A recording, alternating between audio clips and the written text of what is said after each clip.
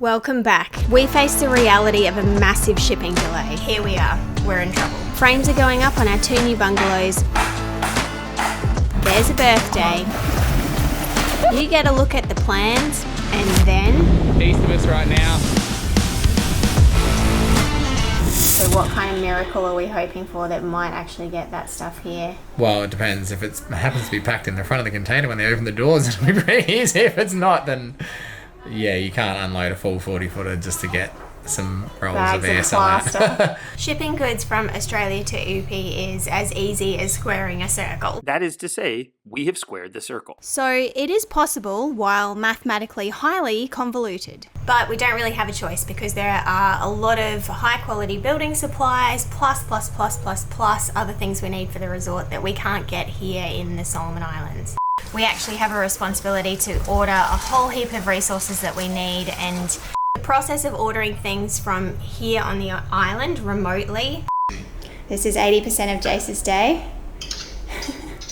And then having them delivered to a third party freight forwarding agent, which is a whole nother level of complexity we won't go into. But let's just say that it requires sometimes a little bit of guesswork and sometimes a little bit of magic dust. Once the freight forwarding agency in Brisbane receives all of our goods, they consolidate everything into a container and then onto a ship to cross the Coral Sea to get to Honiara, which is the capital of the Solomon Islands. Once it gets to Honiara, then it has to clear customs at ports, and we have to pay duty, etc, etc, etc. So all of those things usually don't happen without a massive headache. And we then have to arrange domestic shipping to get the goods from the capital out to the Western Province here to Upi. Pre-COVID, that was a little less complicated than it is now because there were more shipping options. Nowadays, there's really not too many options for us, and the only regular ships that come down are passenger ferries. We desperately needed all of this to go to plan in order for us to get the goods that we need here on the island in time for us to continue on with our building progress. Otherwise, we would run into trouble.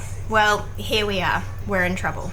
So the ship is currently at least 12 weeks late actually getting into the country, let alone all those other steps that have to happen before the goods get to us here on the island. So now we're looking at all of these alternative options so that we can get the things that we desperately need to carry on with the build, because we have this short window of opportunity where we're actually closed.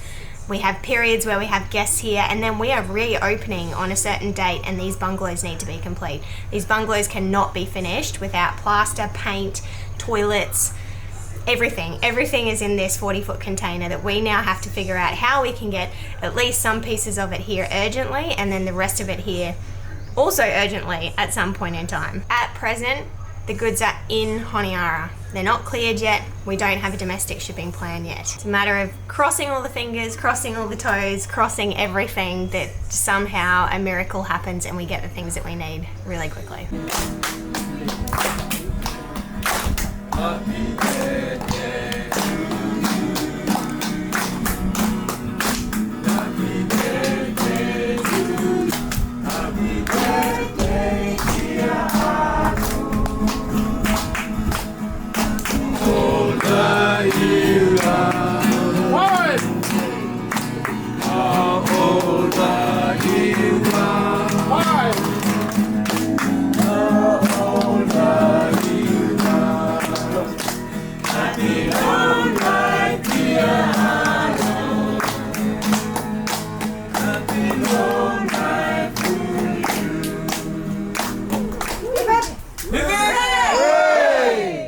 Hip hip! Hooray! Hip hip! Hooray! Hip hip! Hooray!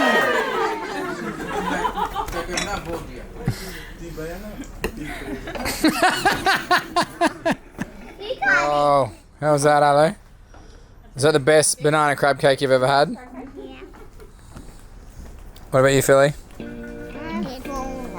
I bet. You having a fun birthday so far? Yeah. Pretty fun. I'm gonna try see if we can get you guys doing some surfing this afternoon, hey? Yeah. I'm gonna catch a big one. We're not gonna be able to surf. I don't think it's really calm.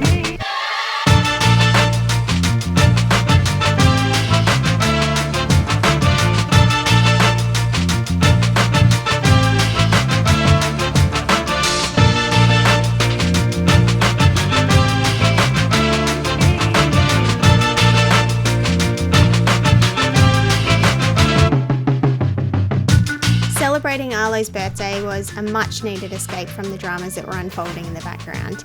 The intensity of this build has meant less time slowing down as a family to appreciate island life, so I think we all enjoyed these moments of salty, sandy simplicity. Surfing without waves, simple veggies and fish on the fire for dinner, and soaking up all the natural beauty around us. Might sound like a total cliche, but truly these moments are what keep Jace and I going.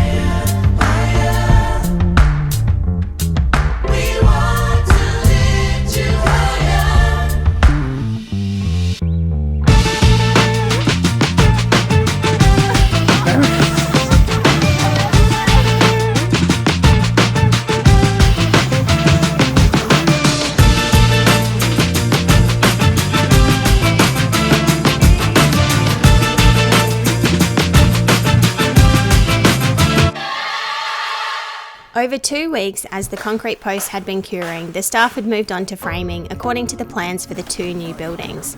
We'll show you a little more of those plans shortly. We're building to cyclone standard, and ironically at this point we had been discussing the weather conditions a lot. Who would have known that these building sites would soon weather some serious cyclonic conditions before we even had a chance to see the buildings take shape. There is a great deal of strong hardwood timber in these buildings, and we were still processing timber as it arrived from the sawmill. If you missed the last episode, make sure you watch it next to learn about our sustainable approach to timber harvesting here in the Solomon Islands. Each and every stage of our off-grid build is a clear reminder of how precious this timber resource is, as we use it to build the guts of a strong building, being very selective of the hardwood species to ensure we have termite resistance, achieve the desired external aesthetic of an incredible timber house, and then go on to build all of our furniture and cabinetry on site using locally acquired timber. How remarkable it is to achieve all of this in the middle of the Pacific on our little self-sufficient island home.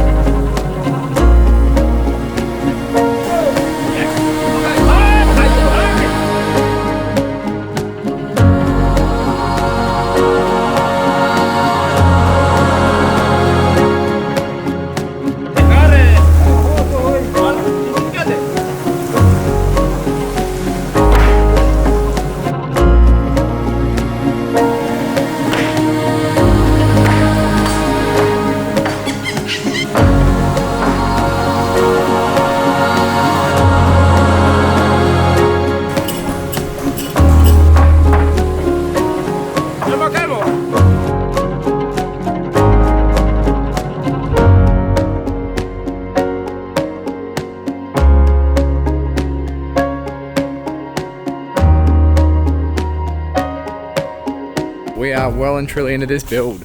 We've got both houses framed, we've got the roof trusses up on the main section of the smaller of the 2 cabins, and we are just getting the ceiling beams and the structural support in the ceiling in on the larger of the 2, and then we're going to start throwing some trusses up today, maybe tomorrow. Beautiful big timber posts going out the front, look rad, and got some big beams we're planing up now as well, which are going to go on the front. Just looks really nice. The scale of this deck is looking really good to me, which is good because it's such a bigger building. You always run the risk of things looking a little dainty out the front of such a large building. Got some really big, beautiful posts, nice timber beams. That is one big bungalow.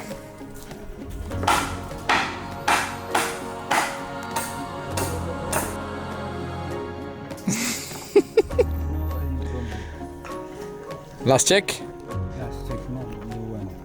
Mark him good.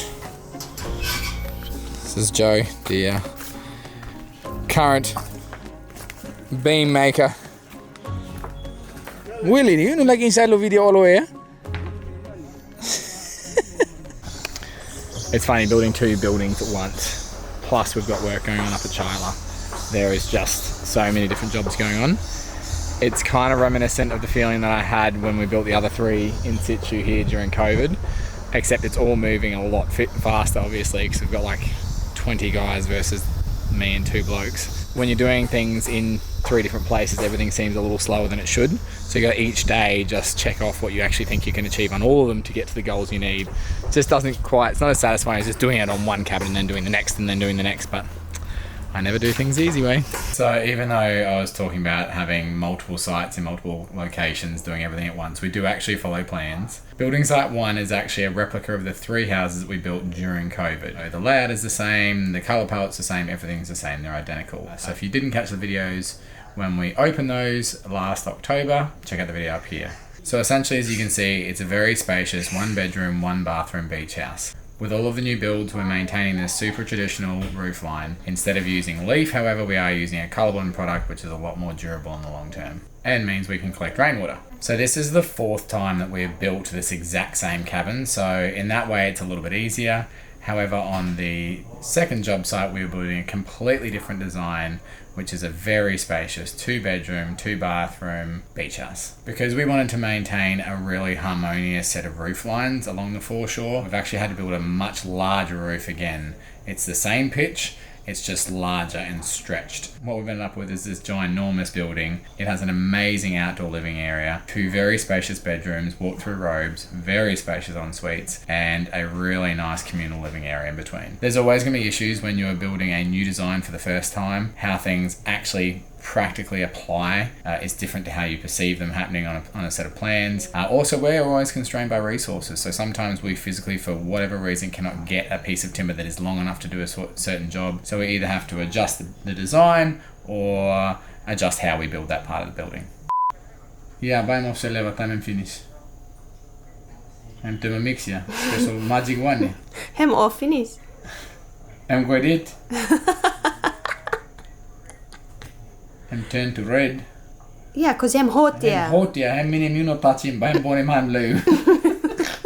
A few moments later. I'm really excited to build this second house because this has been now like over 5 years in the works, and we've completed the 1 bedroom beach houses, and now this is, I don't know, it's kind of like the icing on the cake, the final piece of the plan coming together, the final design element going on the beach and just seeing how that's actually going to come to life and really make up the foreshore. This house is absolutely designed for a family of up to 5, 2 single travelers traveling together, 2 couples traveling together. There is so much space in this house that it is going to cater to a wide variety of our clients that probably haven't had the ideal accommodation option before. So if this sounds like the ideal sort of accommodation for you to travel to EP with a friend or with your family, please let us know in the comments below, because this is the feedback that we're kind of needing now, is to know, yeah, what people's perceptions of this style of accommodation are for this type of holiday.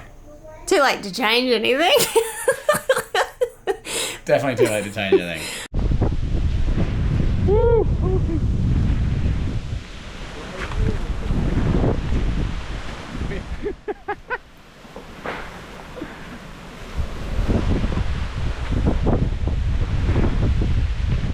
So we've woken up to some crazy weather. It's a few days ahead of what we thought it was going to be, which is not good at all.